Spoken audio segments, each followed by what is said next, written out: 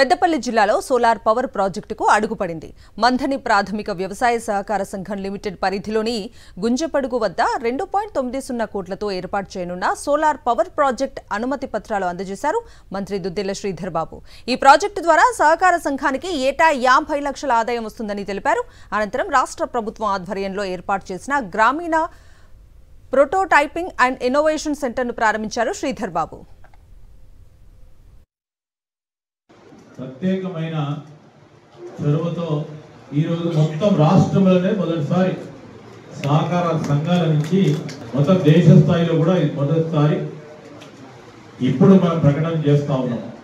అధికార పరంగా foundation stone కానీ మొత్తం ముఖ్యమంత్రి గారు రేవంత్ రెడ్డి గారు, ఉప ముఖ్యమంత్రి గారు బట్టి విక్రమార్క గారి ఆధ్వర్యంలో పెద్ద ఎత్తున జరగబోతున్న సందర్భంలో ఈరోజు సహకారాలకు సంబంధించి సంఘాలకు సంబంధించిన ఒక బృహత్తరమైన పథకాన్ని ప్రకటన చేస్తూ ఇతర సహకార సంఘాలు కూడా దీన్ని ఒక ఆదర్శంగా తీసుకుపోవాలనే ఉద్దేశంతోనే ఈరోజు నేను రవీంద్రరావు గారిని ఇక్కడికి పిలవడం జరిగింది.